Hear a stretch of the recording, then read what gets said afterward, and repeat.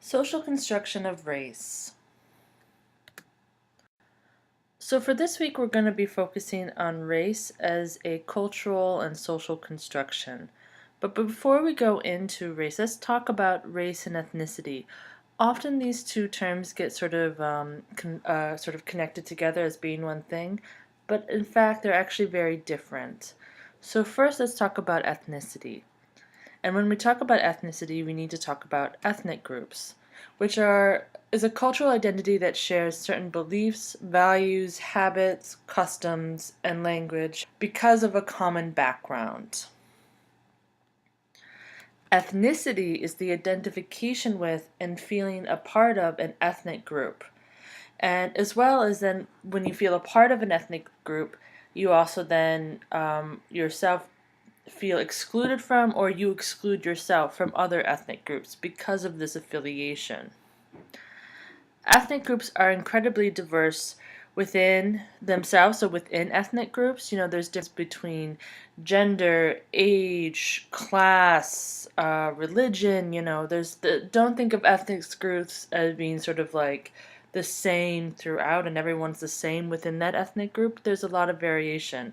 And as well, ethnic groups are very different across communities, as well as different across different social settings, even across different states. What it means to be a certain ethnic group in the United States might be very different from what it means to be a certain ethnic in Canada or in Latin America or anywhere else. They also, the sort of the feelings, the also the association, and maybe even the attitudes towards certain ethnic groups are going to shift across time as well as generations. So your parents' generation or your grandparents' generation might have a different sort of feeling about their sort of ethnic group that they belong to than maybe their grandchildren. Of course, many of us have more than one ethnicity. And so, that also requires then what we would call negotiation, meaning that, at times you might really sort of identify with and also sort of, maybe even vocally perform or culturally perform with someone your ethnic identity, but then you might also have another ethnic identity that you use for different circumstances.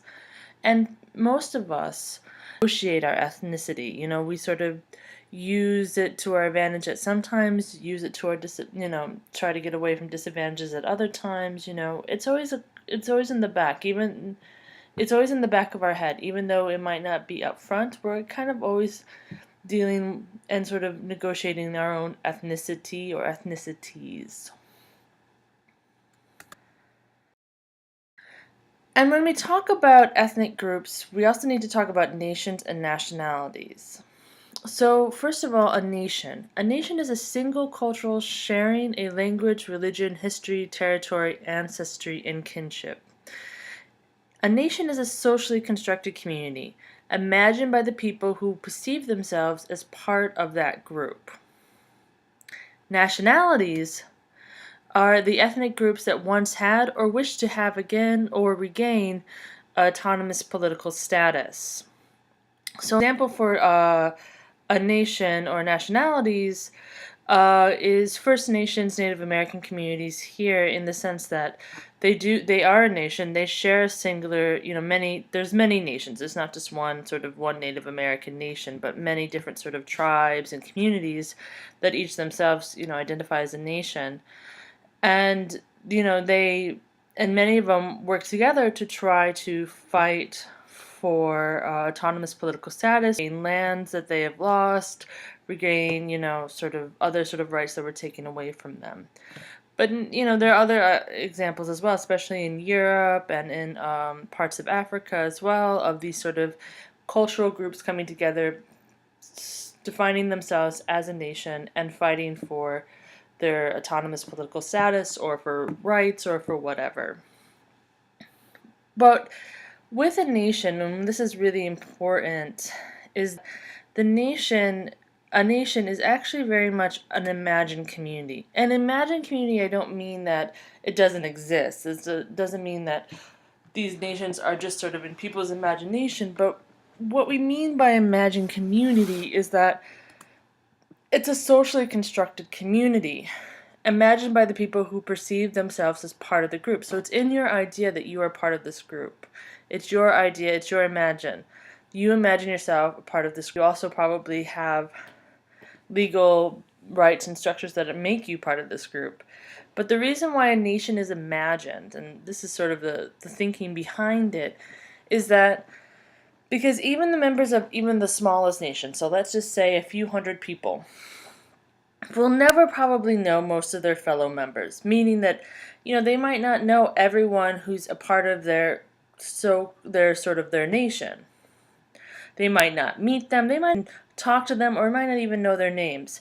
But yet, because of their sort of feeling of belonging and connection and their sense of a sort of a community, a culture, shared culture, and singularity and similarity between each other, they feel a connection with members of their nation. So the United States as a nation, if you wanted to talk about it in a broad sense, is an imagined community, because all of us will never know every single person who lives in the United States, right? There's over 300 million people living in the United States. We're not going to meet them all. But we feel this sort of connection between all of us living in this country, sharing a language, a history of this country, the territory, and so we all feel sort of a part of a larger sort of community, even though we physically do not know each other personally. So it's part of also our imagination of who we are and what we belong to. The Roma community is another great example from our textbook about an imagined community, because especially for Roma rights and politics, many Roma communities across Europe are very diverse. They are also, because of their marginalized status in Europe, they don't get these sort of opportunities to connect with one another, to organize to one another, especially if you're living, in countries apart. But they then, together, because they have this sort of imagined sense of shared ethnicity, shared culture, shared language, shared histories, shared ancestry, they feel part of a larger Roma community, even though they themselves might not know every single Roma who is living in Europe.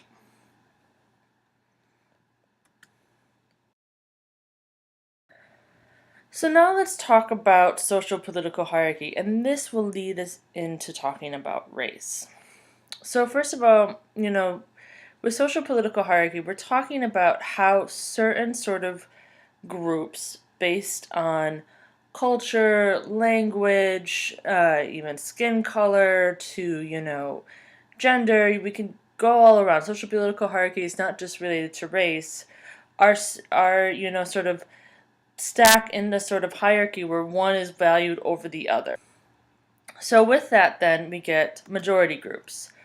These are the superordinate, dominant, or controlling groups in a socio-political hierarchy. So these are the people or the persons, and it's not just one individual person, it's just sort of a large sort of social group that is in a dominant or superior position. And with majority, then, you need to have a minority. Minority groups are the subordinate groups in the socio-political hierarchy, with inferior power, less secure access to resources than majority groups have. Now, with majority and minority groups, we can't think of this as, just one person being the majority and one person being the minority. You have to think of it sort of this social political hierarchy that a society has that values one certain thing over another, and then those who have that certain thing, whether that's their gender, whether that's their race, whether that's their skin color, whether that's their language ability, is put ahead of other people who do not have that, whether that's because of their gender or whatever, right? So then these people automatically, because of their sort of whatever sort of traits that are deemed superior, are then put at the top of the socio-political hierarchy, meaning that they have more secure accesses to resources, they have more ability to make choices and to have power than those who don't have those traits or don't have those abilities. And with the socio-political hierarchy, we need to talk about esteem, which is the honor that accrues to an individual filling in a position. So someone who's higher up in the social political hierarchy is going to have more sort of esteem, more honor given to them. And with esteem, then, you also have the prestige, which is the honor associated with an occupation or a position in the social system. So someone, again, they get more esteem, they also get more prestige. Because they're in that position already, then they then even get more honor because they are in the majority position.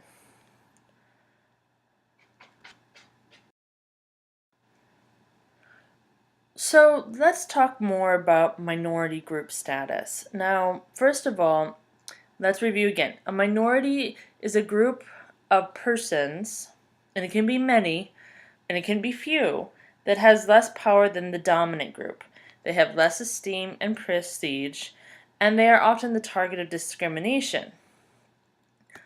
What's important to recognize about minority group status is that it's not based on the size of the group. You're not a minority because because you are fewer in number. In fact, when we look at communities, the people who are in the lower level of the social political hierarchy are often more in number, but because of the social political hierarchy, they're given less sort of access to resources, power, and then therefore prestige and esteem, and they are sort of discriminated, and because of the social political hierarchy and the institutions based around it are put into a minority status. But it doesn't actually reflect the size of the number of the people. A lot of times minorities have higher numbers of person than majority groups. It's also important to state that minority and majority, they're not sort of these very, what I would call stagnant or very bounded categories, meaning that you can only be a minority, and then if you're a minority, you can't be in a majority.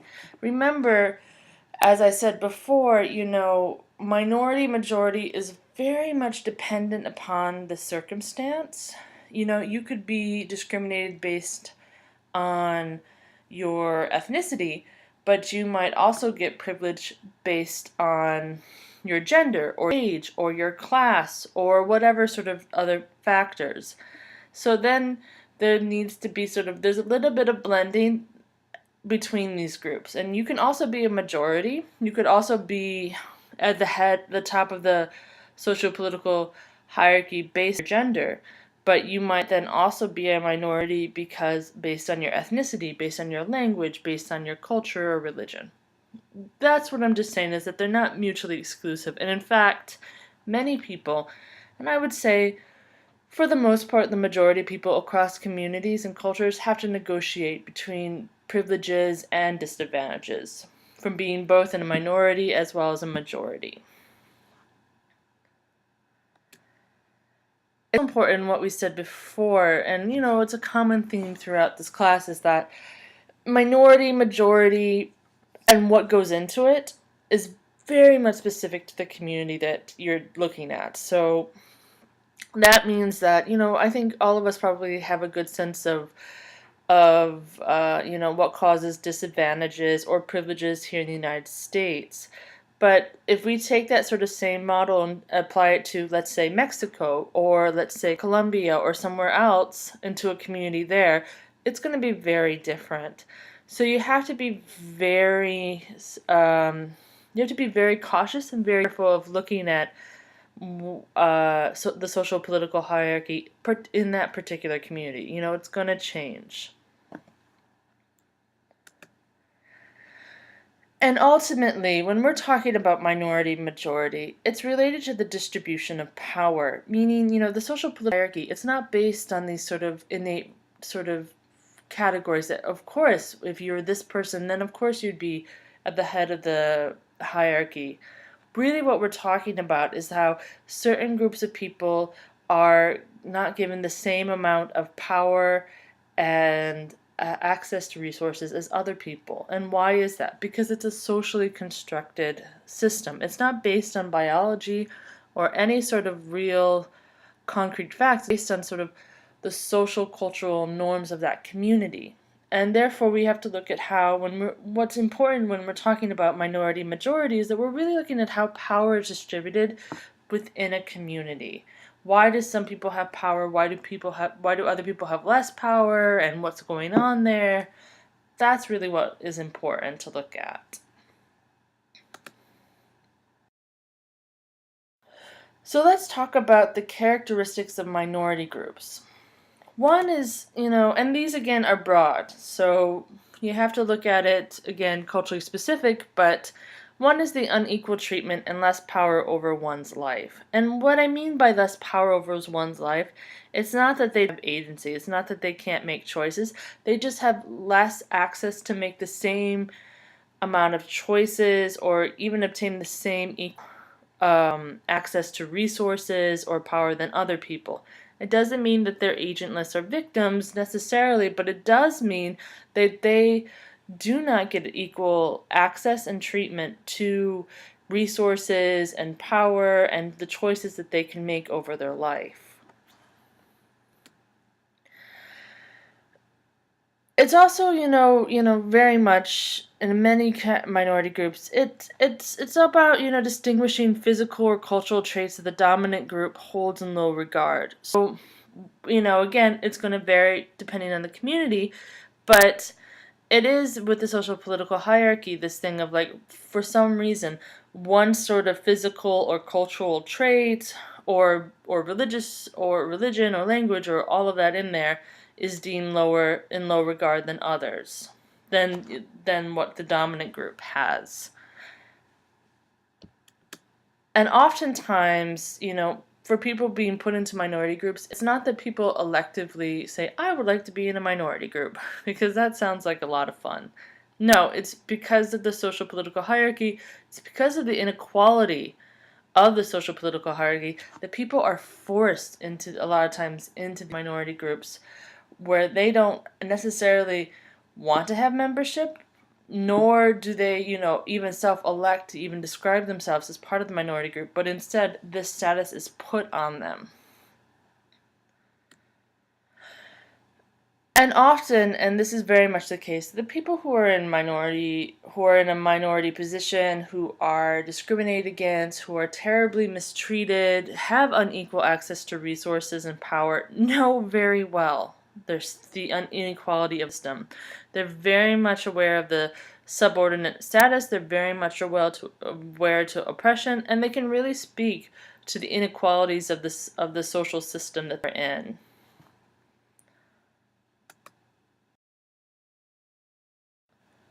So now that we've sort of talked about the social political hierarchy, let's talk about race. Race is an ethnic group assumed to have a biological basis.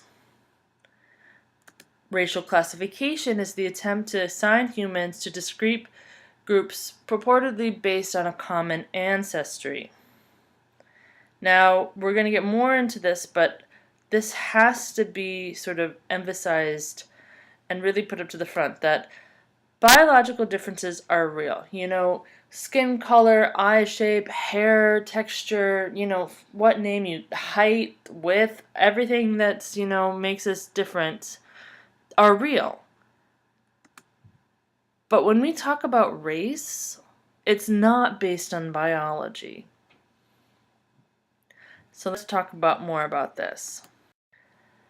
So there's this idea, and it's based on social Darwinism, which we'll talk about in the next slides up, of the idea that race is based on this sort of biologically set traits of people, that the idea that people are certain races based on genetically isolated human groups. But there's a lot of critiques about basing race on biology, especially genetics. Because the truth of the matter is that genetic traits are continuous. So it's impossible to state, where one group begins and another one ends and then starts, right? Like there's no sort of clear line of like, well, this is where the genetic traits of one race stop and then here comes the next race. That's not the truth. If you know about the diversity of humanity and genetics, we're all have the same sort of genetic background traits. It's just variations. It's not sort of set in stone groups. And the truth of the matter is, when we talk about genetics, is that within let's say, a genetic group, variations are greater within the group than between groups. So if we wanted to sort of bunch a particular group of people in a genetic group, they're going to actually have more variation within that group, genetic variation, than to people who are technically outside of the group. And that really speaks to, again, how genetic traits are are continuous and also multiple and variegated. And as well, each trait is independent from the other. So when we talk genetic traits such as eye shape, skin color, lips, everything, you name it, genetics are not based on sort of one thing. Each trait is based independent from each other. So therefore, then you can't really sort of label one race as having this set of genetic traits, because each trait is different, it's going to be varied, and many groups share that trait, so then how can you break it up? And I think hopefully this hits it home, is that 99.9% of human genetic characteristics are common to us all. So we all share them, we all have them, and therefore the variation, the difference is just 1%.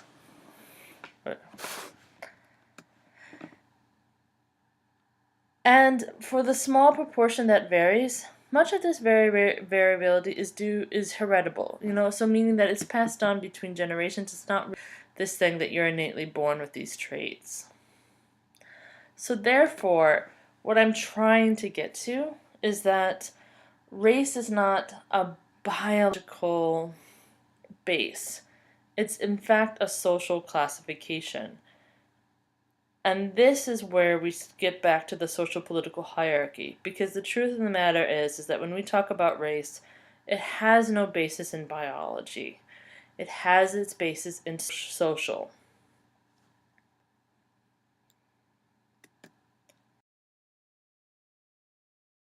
So let's talk about the social construction of race. So racial categories and boundaries are not natural, but are created in response to political boundaries and pressures. Race is important because of the social meaning people have attached to it. Race is a social construct based on how people define themselves and others on cultural and social characteristics. There is always political contention over these categories, as well there should be. And racial classifications are a function of how people define, label, and categorize themselves and others into groups. Racism is the feeling that certain groups, or quote-unquote races, are inherently superior to others.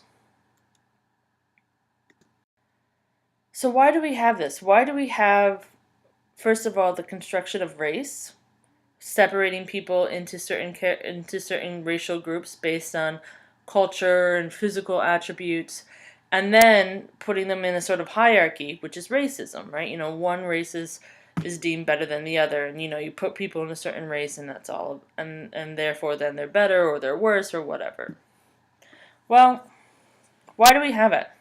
Especially in the United States, why do we have racism? Well, we have to owe racism to the history of colonialism and imperialism. Colonialism is the establishment, exploitation, maintenance, acquisition, and expansion of colonies in one territory by a people from another territory. It is a set of unequal relationships between the colonial power, let's say for example Britain, and the colony, let's say for example before independence, the United States, and often between the colonists and then the indigenous populations. When race emerged in human history, it formed a social structure, a racial social system, that awarded privileges to Europeans over non-Europeans, especially indigenous groups. Racial social systems became global and affected all societies where Europeans and eventually white American colonists extended their reach. And what racism was about was sort of, in a way, a justification for coming in, taking over lands, enslaving populations, putting people in inferior positions for work, such as in slavery, or for taking their land, such as what happened with Native Americans and other indigenous groups around the world. And the whole thing started, it started this way as a way to sort of give a mechanism, I guess that would be the best term, to colonists to sort of justify their actions. And then, as we get into the 19th century, we get to the explosion of social Darwinism. And we kind of talked about social Darwinism in the first, I think, or the second week, where we talked about, the idea of social evolution, right? And that, that's in fact not a true thing, that people don't have this sort of like linear projection from, uncivilized to civilized. And of course, who were the civilized? The Europeans and the white Americans and all of that. Social Darwinism contributed to this. And social Darwinism are the beliefs that, basically they take the tenets of Darwinism, which is, the idea of evolution, and that the weak will be, only the strongest survive, and therefore then they're superior, and they put it into sort of the idea of the social hierarchy. So first of all, it's this idea that only the strong races can and should survive, and therefore then the incompetent lose, and then therefore then they need to be controlled by those who are superior. It creates the hierarchy of race, right? That that people are innately inferior, and that other people are innately superior because they have evolved. And of course, who was at the top of that evolution? Well, white Europeans, so again, it creates this terrible vicious cycle that has provided a lot of justification for genocide, slavery, and it continues on even today. Social Darwinism is still, unfortunately, very much present, and it's very sort of alarming. But again, it created this justification, and we still have the legacy of colonialism as well as social Darwinism, even here in the United States with the racial politics that happen on here. Construction of race. So, as I said before, and hopefully I'm sinking this in, is that, when we're talking about race, realize that it's very much dependent upon the community and the country that you're living in, and therefore there's a wide variation of race and talking about race.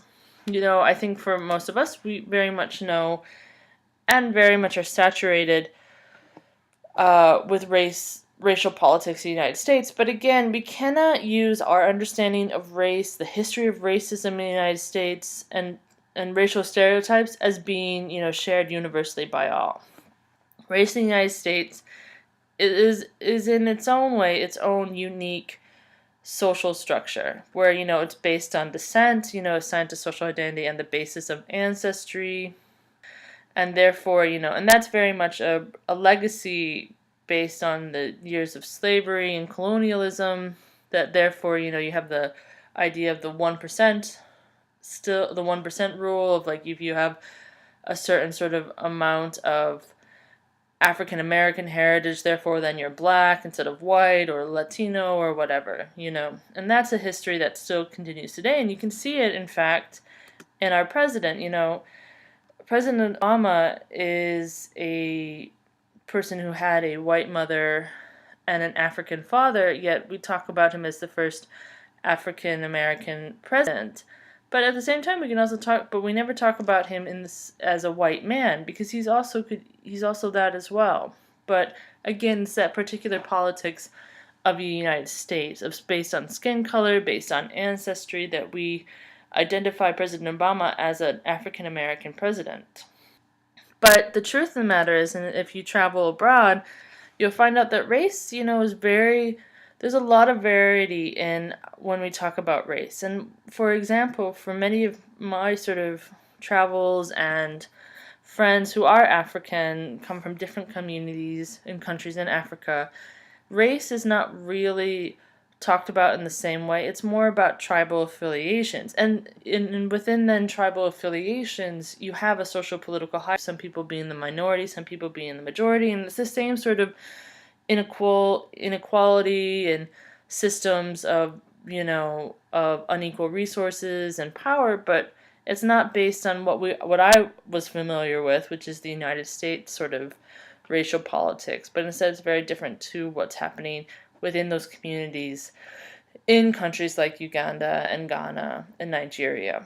So again, it's what I want to try to state is that when we talk about race, we really also need to recognize and to be very aware of the variety and the specificity of race to a community. And, how that influences everyone, in that. Alright, let's get into key terms. So, ethnic groups. It's a cultural identity that shares certain beliefs, values, habits, customs, and language because of common cultural background. Ethnicity. Identification with and feeling part of an ethnic group and exclusion from certain other groups because of this affiliation. Nation. A single culture sharing a language, religion, history, territory, ancestry, and kinship. Nationalities. Ethnic groups that once had or wish to have or regain autonomous political status. Majority groups. Superordinate, dominant, or controlling groups in a socio-political hierarchy. Minority groups. Subordinate groups in the social political hierarchy with inferior power and less secure access to the resources than majority groups have. Esteem, the honor that occurs to an individual filling a position. Prestige, the honor associated with an occupation or other position in a social system. Race, an ethnic group assumed to have a biological basis. Racial classification, the attempt to assign humans to discrete, purportedly groups based on a common ancestry.